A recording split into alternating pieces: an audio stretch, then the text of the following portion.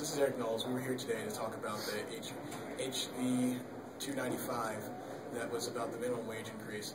This is a bad idea simply because they're going to raise the minimum wage to an arbitrary number and basically go against the free market. The free market should decide when and how someone should be paid for their goods and services.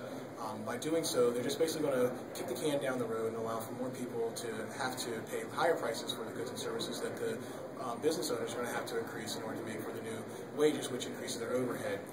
This has been stated a lot throughout the proceedings, so this is why I'm not going to stick around and talk about it again. But what they didn't understand, what they've never stated in this, is that there's certain levels to different service industry jobs that are from high end to low end, and basically everyone's going to be shopping in this bad economy, especially for the lowest prices.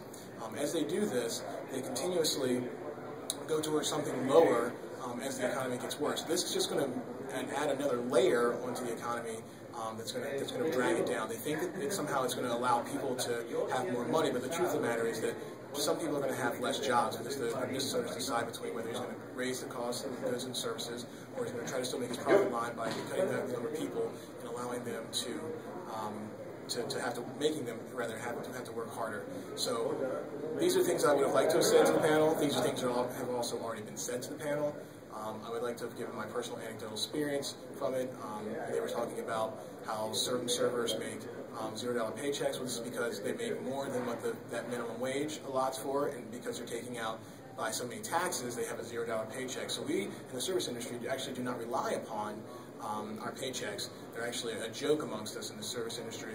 We actually depend upon people's coming in for tips. Now, if you raise the price of the food in the place where I work, then you're going to subsequently have less money. Are you going to spend less money on less food and go away hungry? Probably not. You're probably going to get that savings by not tipping your server as much. You're not going to tip to 20%, you may tip 15%, you may tip 10%.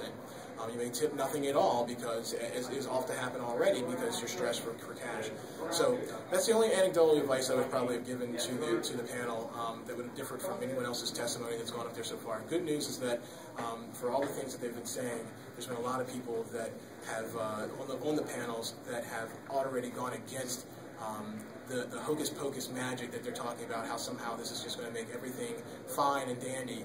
There are enough people with sense on that panel to combat that with facts and figures that really represent the truth. So good news is the battle is not lost all the way. Even the governor himself had to backpedal quite a bit during his testimony because he's seeing that his figures don't work out when actually put to the test. So thank you very much for listening.